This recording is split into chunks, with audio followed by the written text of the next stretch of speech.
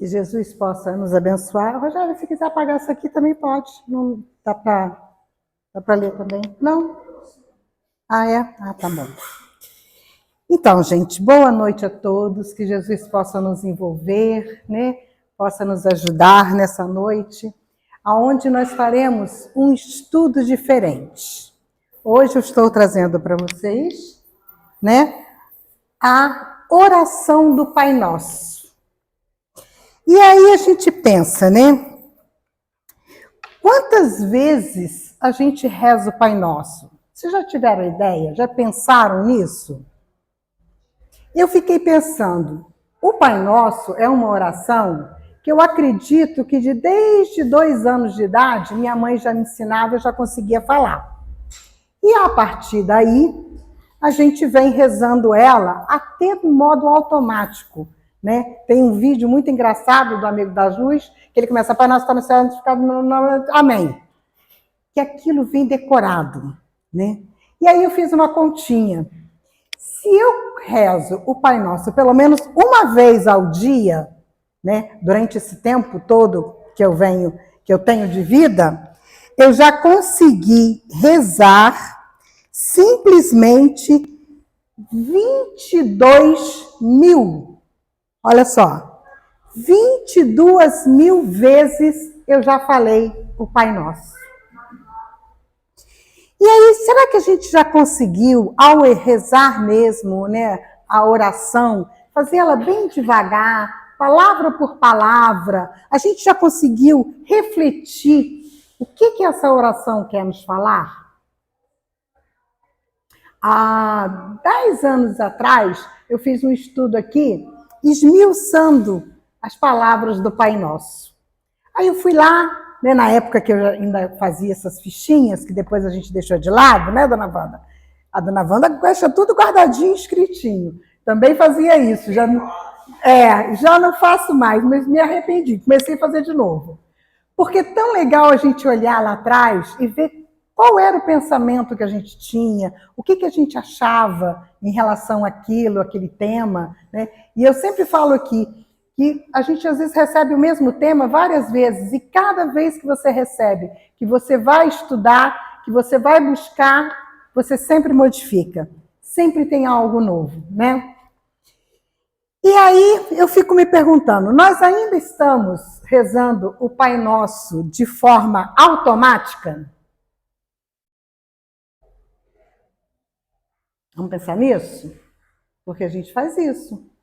Nós temos uma dificuldade muito grande de orar, né? Nós vemos aqui nos grupos de estudo, né? Pede alguém para fazer oração, não consigo, não sei fazer. Você fala, não, faz o Pai Nosso. Aí o Pai Nosso a pessoa sabe, né? É bem assim. E aí, esse nosso Pai Nosso, que nós oramos, né? Ele está lá no Evangelho de Lucas e Mateus. Mas segundo Lucas, segundo Mateus. Por que segundo? Olha só, Mateus é onde se encontra a versão mais conhecida da oração do Pai Nosso, que está lá no Sermão da Montanha, em Mateus capítulo 6, versículo de 9 a 13. Foi escrito originalmente em grego. Mateus escreveu em grego, entre os anos de 70 a 100 depois de Cristo. Jesus falava aramaico, né? E o texto de Mateus já é uma tradução. Ele não falou em aramaico. Ele não escreveu em aramaico. Ele escreveu no grego. É onde nós temos a nossa primeira tradução. E aí, o que acontece quando nós temos essas traduções? As coisas se modificam. As palavras é como uma história, né? Hoje eu estou aqui, vou contar uma história para vocês. Aí você memoriza aquela história. Aí chegando amanhã, você encontra com um amigo, você conta essa história para ele. Você vai usar as mesmas palavras que eu usei? Não, você vai usar as suas palavras. Será que você vai interpretar a maneira como eu estou interpretando? Ou você vai fazer a sua interpretação? Geralmente a gente faz isso. A gente coloca a nossa interpretação. E isso vai se modificando. E aí, quando a gente pensa que foi escrito em grego entre 70 e 100 anos depois que o Cristo morreu, quanta coisa pode ter se modificado nesse caminho, não é?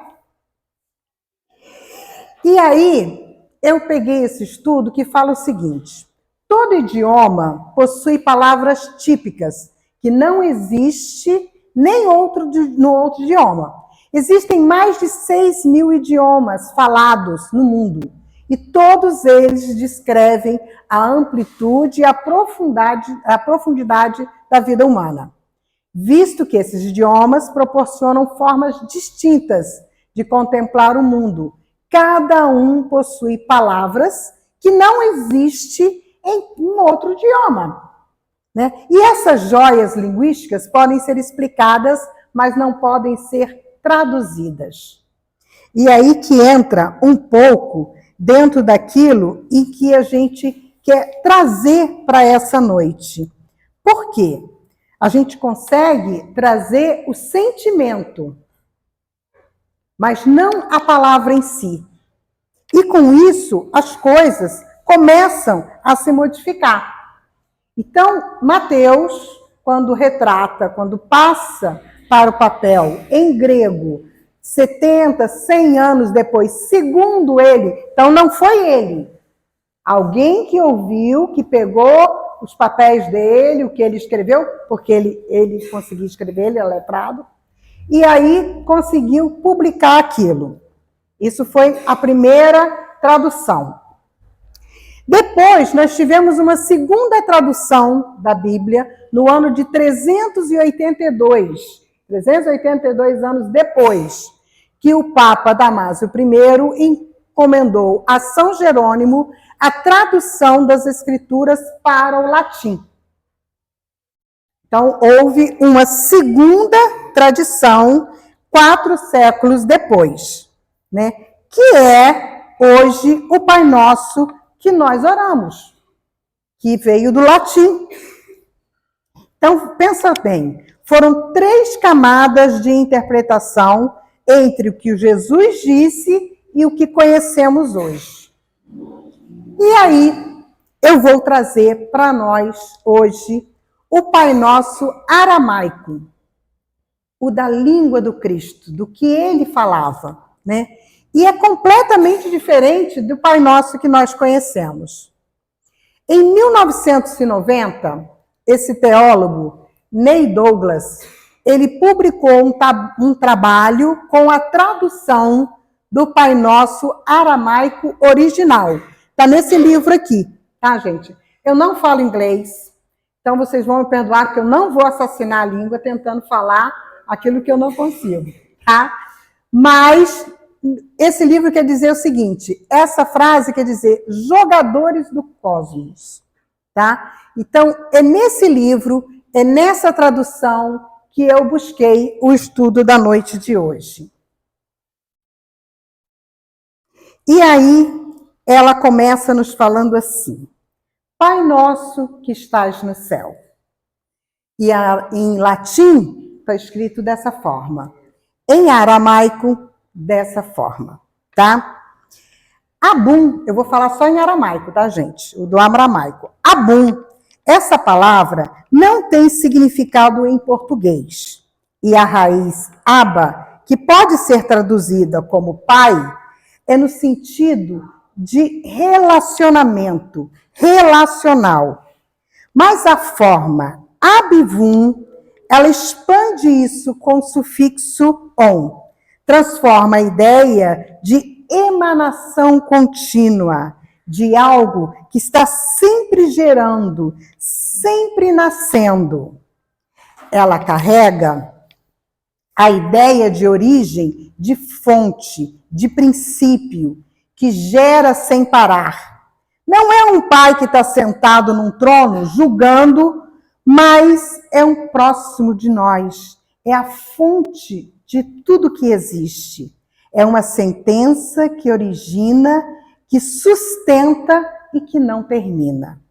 Então, daí já começa a nos dar essa ideia diferente desse Pai Nosso que nós falamos que estás no céu.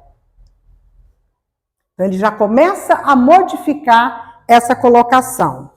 E aí a gente escuta, a gente vê lá no Livro dos Espíritos, a primeira pergunta do Livro dos Espíritos fala: que é Deus?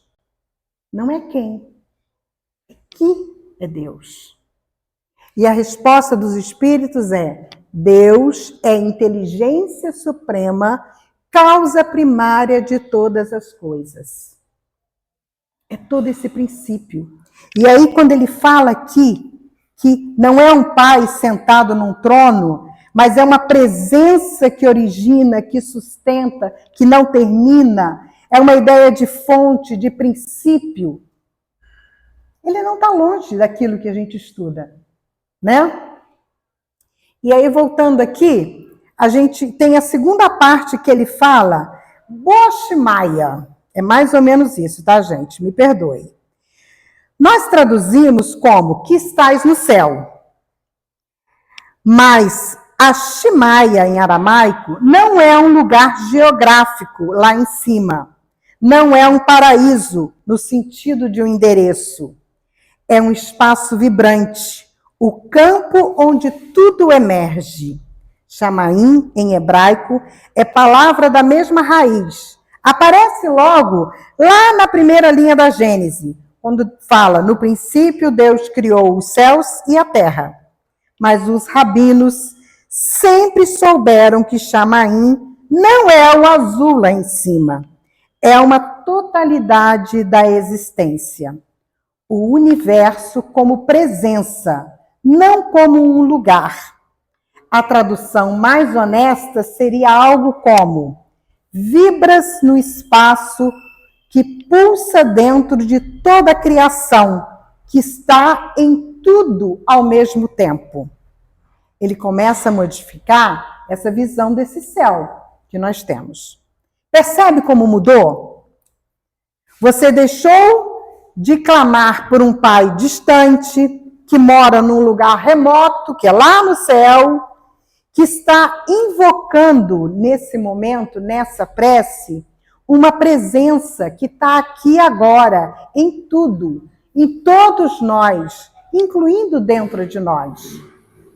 Então, essa é a ideia que Jesus quis trazer desse Pai e aonde ele está. Não é nesse céu, não é nesse lugar, é aqui, é agora, é conosco, é dentro de nós. A oração não é como uma distância a ser vencida, mas como uma proximidade a ser reconhecida. Nós poderíamos dizer que essa sensação que eles estão passando, esse pertencimento, esse Deus que está em todo lugar, em toda criatura, em tudo que está à nossa volta, não poderia ser o fluido cósmico universal que a gente tanto estuda? Essa energia que move tudo? Então você vê que o que a gente estuda vai muito de acordo com essas colocações em que Jesus trouxe lá no hebraico e que foi perdido, foi se perdendo, no aramaico, e foi se perdendo, né? Aí ele continua: santificado seja o seu nome. Ali está escrito como está escrito em latim e no aramaico. Essa linha, ela sofreu uma das distorções mais sutis de toda a oração, porque parece inocente. É claro que o nome de Deus é santo, claro que temos que reconhecer isso, mas olhar o que o aramaico está realmente dizendo com Netkadash não significa elogiar, glorificar, adorar, no sentido de aplaudir alguém. A raiz, em aramaico, significa separar para um propósito sagrado, tornar puro, criar condições de receptividade. É o mesmo que santidade, que na tradição judaica não é um atributo que você descreve de fora, é uma qualidade que você cultiva ativamente por dentro. Então, Netzkadash é um verbo de ação interior, não de louvor exterior. Esnoque, gente, não é assim que se fala, tá? Perdão, mas é só para mim mostrar para vocês o que está escrito ali, tá? O nome em hebraico e aramaico não é rótulo que você cola numa coisa para identificá-la. O nome, para eles, é uma coisa que é a essência viva dessa coisa. Quando você fala o nome de algo em aramaico, você está invocando o que aquilo realmente é, no nível mais profundo. Então, a frase não é: eu declaro que teu nome é digno de honra. Porque é essa tradução que a gente faz quando fala santificado seja o seu nome. Ele fala que, para o aramaico, eu estou criando espaço dentro de mim para que a tua essência se manifeste. É uma prática espiritual ativa. Você está se preparando para receber algo, não distribuindo elogios. Não distribuindo elogios a uma divindade que precisa de aprovação, principalmente humana, para ser valorizada. Então, eles ali, gente, não estão fazendo uma glorificação a Deus, né? A versão que conhecemos é passiva. Você está descrevendo uma qualidade de Deus. A versão aramaica é ativa. Você está fazendo algo dentro de si mesmo, para você ter Deus dentro de você. A oração inteira já começou. Você vê que ela já passou um bom pedaço, né? Mas você ainda não pediu nada. Está apenas se preparando, criando condições para entender o que realmente Jesus queria nos trazer. E aí vem mais um pedaço. Venha a nós o teu reino. Essa linha é onde a igreja medieval construiu séculos de teologia sobre o reino de Deus, como um evento futuro, como algo que virá nos fins do tempo, depois do juízo final. Toda ela tem uma arquitetura religiosa erguida sobre uma tradução, porque Malkut, em aramaico, tem uma raiz malca, que não carrega o sentido político do reino. Não é um território, não é uma hierarquia de poder, não é monarquia divina. A raiz aponta para um princípio criativo, para a capacidade que faz existir o que não existia. É mais próximo de poder, que gera tua força que cria. E Tetê, não é um futuro distante, é um presente urgente. Chega agora, manifesta-se agora, é a tradução mais próxima. Que o teu poder criativo se manifeste agora, aqui, nesse momento. Pensa no impacto disso. Você não está esperando por um evento futuro, que vai acontecer quando Deus decidir que chegou a hora. Você está clamando uma capacidade que já existe e que está disponível e afirmando que está aberto para ela se manifestar no presente. A oração não é sobre o que vai acontecer ou sobre o que pode acontecer. Agora, ela acontece se você quiser, abrindo o teu coração para isso. Olha como é que modifica o modo de entender. Né? Quando nós convocamos ali, venha a nós o teu reino, vem Deus, dá o fim do mundo. A gente fala tantas bobagens, a gente fala tantas coisas, e eles mostram que tudo é uma questão interna, de comunhão com o Pai, de entendimento dessas palavras, né? E isso é fantástico, gente. Eu fiquei encantada, por isso que eu quis escrever, para não perder nenhuma nuance de tudo que ele fala. O próximo passo fala: o pão nosso de cada dia nos dai hoje. Bom, aqui, peraí um pouquinho, eu pulei aqui. Lachuma, por exemplo, é pão. É pão sim.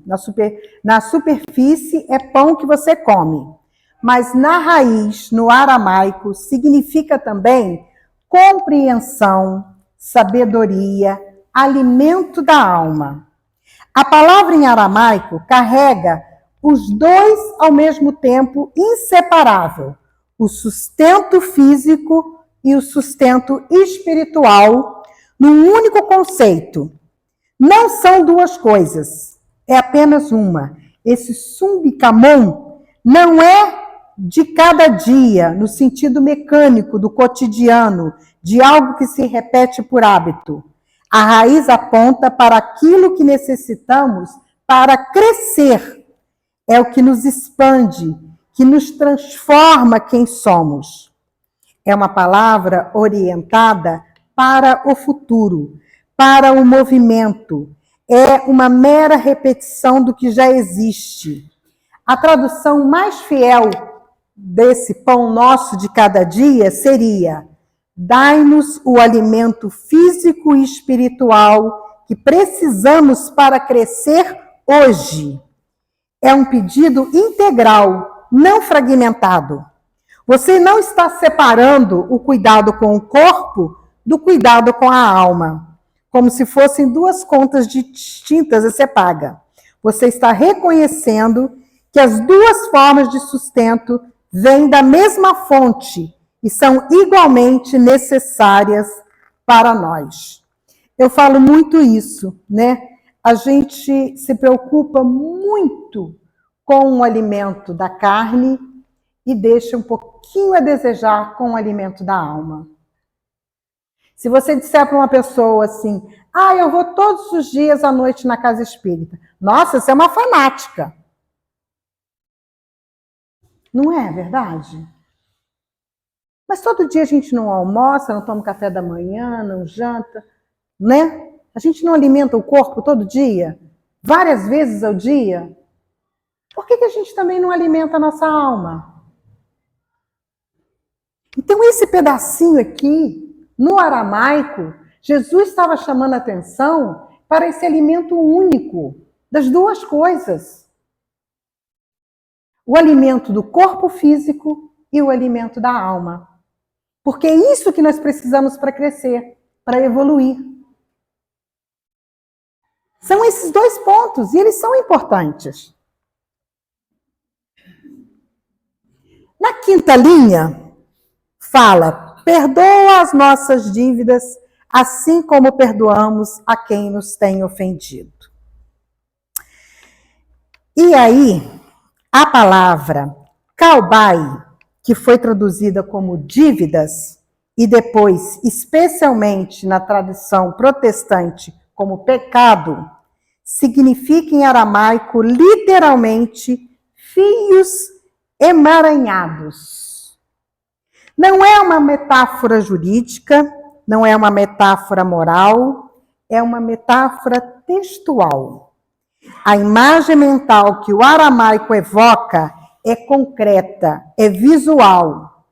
Fios de relações humanas que ficaram enrolados uns aos outros, complicados, presos, porque não conseguem mais se mover livremente, porque estão embaraçados.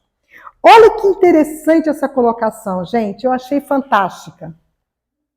Essa questão do perdão das dívidas gera em nós essa questão de pecado, essa questão de dívida com o nosso próximo. E a gente tem falado tanto sobre isso, né? Principalmente sobre o perdão, que a gente fala que perdão é porque Deus falou que a gente tinha que perdoar, então por isso que a gente tem a obrigação de perdoar, e a gente perde o sentido. Olha o sentido aramaico. São fios que se entrelaçam, é como uma rede, né? Ele dá até esse exemplo aqui, quer ver? Eles dizem o seguinte, olha só: Pensa numa rede de pesca jogada de qualquer jeito no fundo de um barco. Os fios se cruzam, formam nós, criando tensões que puxam em direções erradas. Não é o fio que é culpado pelo emaranhado, é que os fios se entrelaçaram de um jeito que não serve mais a ninguém. Então nós somos, todos nós, esses fios. E nós convivemos com muitas pessoas.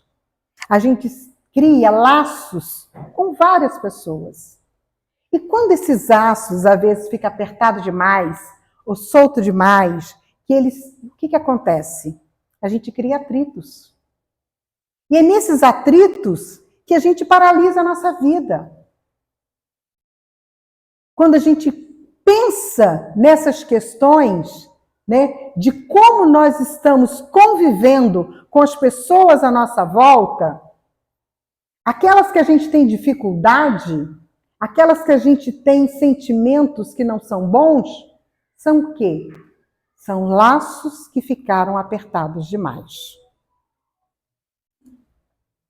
Porque quando está tudo normal, cada um, né, no seu patamar, está tudo tranquilo. Nós somos uma grande rede. Somos todos um fio que vem de Deus. Que temos que aprender a tecer esses fios. E quando eles se amarram, né, quando eles criam nós, aquilo nos paralisa. Então é isso que a gente precisa modificar. É isso que o aramaico está nos trazendo nesse pedacinho desse texto, né? E ele continua aqui. O Atkamoambama, aquela palavra ali que não dá para te explicar, não é perdoar no sentido de absorver alguém num tribunal moral. A raiz é soltar, deixar ir, libertar, liberar o que estava preso para que possa voltar a se mover. A tradução real seria essa: solta os nossos fios emaranhados, assim como nós soltamos a do nosso semelhante. Olha que bonito. Bom, você tirou a culpa de dentro da oração. Você tirou o pecado, o entendimento como transgressão moral que precisa de absorção. E que sobrou foi uma imagem de relações humanas que ficaram complicadas e um pedido para que essas relações se tornem mais livres, mais fluídas, mais capazes de se mover. Não é um réu pedindo perdão a um juiz. É uma pessoa reconhecendo que está presa em padrões de relacionamento e pede ajuda para sair deles. É assumindo a responsabilidade de fazer o mesmo pelos outros. Isso é completamente diferente de culpa. É consciência, é movimento, é saúde. Isso que a oração pede. Na sexta linha, não nos deixeis cair em tentação. Essa ficou famosa, porque em 2017, o próprio Papa Francisco autorizou a Igreja Católica a mudar a tradução oficial em vários países, porque a versão que existia era impossível de defender teologicamente sem fazer contorcionismo doutrinários. Vou simplificar para vocês entenderem. E não nos induza à tentação, porque nós aqui falamos, não nos deixeis cair em tentação, mas o original é, não nos induza à tentação, o original é em latim, tá? Etne nos induza em tentação, o problema é tão óbvio que espanta ter durado 2000 anos essa frase, que sugere que Deus nos induza à tentação, que existe a possibilidade de um Deus ativamente nos leve para um lugar de teste moral do qual nós podemos sair destruídos. Essa é a interpretação. Francisco disse publicamente que essa tradução não era boa. Os franceses já tinham mudado essa versão deles em 2017, para não nos abandone à tentação. Os italianos mudaram em 2020. A tradução é um problema conhecido há séculos e ninguém tinha coragem de mexer, porque isso implicaria em admitir que a versão oficial estava errada. Em aramaico, a frase era Vela Tarlan, Lesinima. Tarlan é deixar entrar, permitir, abrir passagem. Não é tentação moral. A raiz lenici, em aramaico, aponta para o ensinamento, para a distração, para um estado em que você perde o fio do que importa. Perda de foco, perda de consciência, de propósito. O estado em que você se esquece de quem você é. A tradução literal não nos deixa entrar em esquecimento do nosso propósito. Olha que bonita essa tradução, gente. Não é não me deixe cair em tentação, é não me deixe entrar em esquecimento do meu propósito da minha vida. Não tem absolutamente nada a ver com tentação no sentido moral, de ser distraído, de ser atraído por algo proibido. Tem a ver com presença, com não se perder no ruído do cotidiano, ao ponto de esquecer que você está fazendo aqui. Quem você decidiu ser? O que importa de verdade? Esse é o primeiro pedido, é o de clareza interior por manutenção para o nosso foco espiritual. Não por proteção de um inimigo externo que quer te seduzir. 2000 anos de não nos induz à tentação vieram de uma tradução equivocada, de uma frase sobre não distraia, sobre presença, sobre não adormecer espiritualmente. E isso, gente, a doutrina tem nos falado muito ultimamente. Todos nós viemos com um propósito ao reencarnarmos. Viemos com uma missão. E aí? Que bom que a gente nem lembra de tudo. Que aí a gente pode dar essa desculpa. Mas será que não, gente? Será que lá no fundo do nosso coração nós não sabemos verdadeiramente qual é o nosso propósito de vida? Por que estamos encarnados? Por que estamos aqui nessa encarnação? Nessa família, com esse trabalho, com esse corpo, que às vezes a gente nem aceita, fica tentando modificar, não aceita nem a idade. Então, olha que propósito bonito esse aí, de pedir nessa oração, em vez de ficar falando, se preocupando com coisas externas, vamos se preocupar com o nosso interno. Porque quando nós conseguimos um equilíbrio espiritual, nós nos afastamos de muitas energias ruins. Quando nós focamos no nosso propósito verdadeiro, do nosso espírito, nós nos esquivamos dessas tentações. E aí, para terminar, ele diz: mas livrai-nos do mal. Essa linha construiu séculos de conceitos, narrativas, porque a gente pensa nesse mal como um diabo de chifre, um maligno personalizado, a força do mal, como entidade consciente que opera no mundo, contra o qual você precisa de uma proteção divina ativa. Toda essa estrutura repousou em parte sobre a tradução dessa linha. Bicha, que fala lá no final, Não é o maligno com M maiúsculo. Não é um ser com nome próprio na agenda pessoal. A palavra vem de uma raiz que significa que está fora do tempo certo. O que está fora do alinhamento. O que está em dissonância com o ritmo natural das coisas. É quase uma palavra física.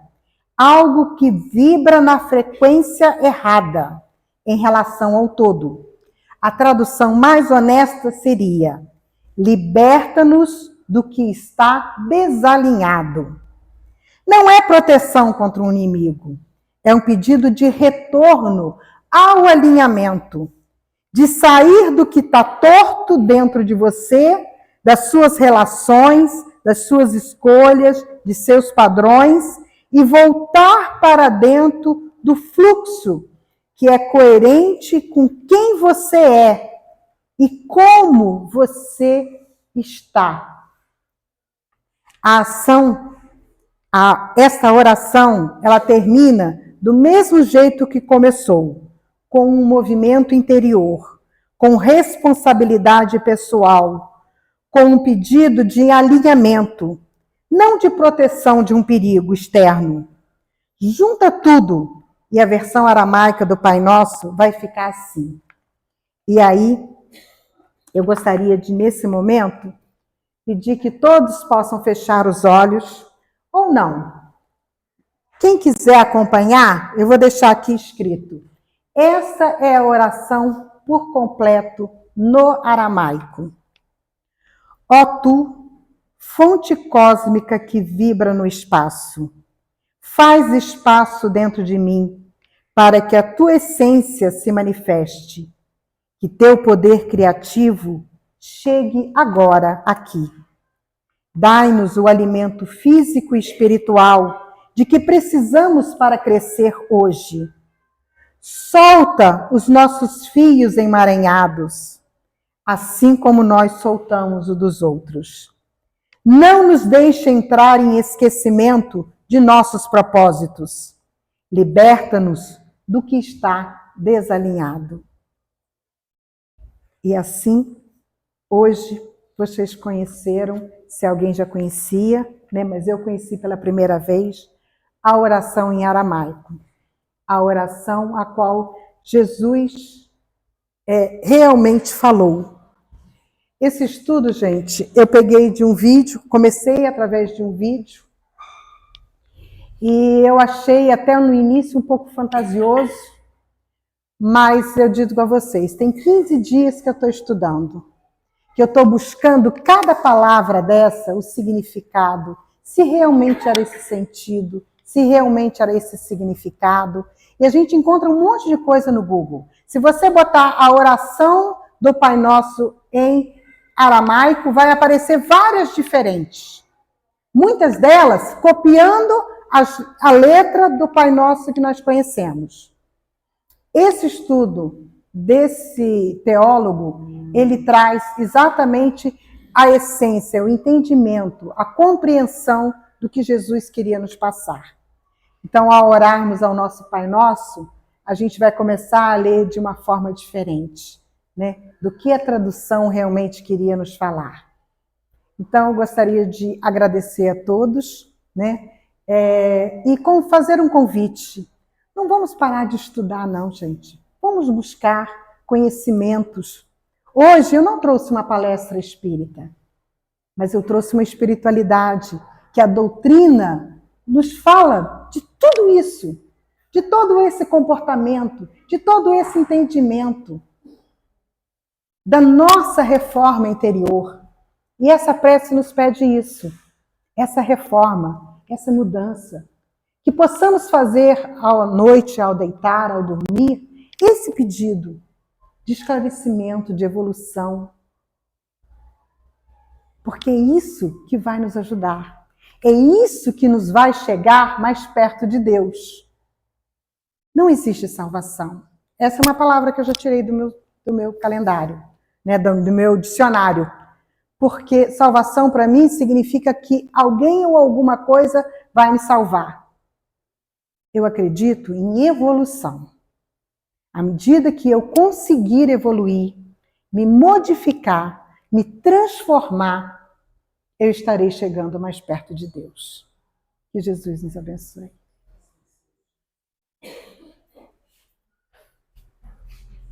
E como eu vou fazer a nossa prece final, eu vou fazer a nossa prece final repetindo esse Pai Nosso. Agora vocês podem fechar o olho e rezar junto comigo. Ó Tu, fonte cósmica que vibra no espaço, faz espaço dentro de mim para que a Tua essência se manifeste. Que o Teu poder criativo chegue agora, aqui. Nos dá o alimento físico e espiritual de que precisamos para crescer hoje.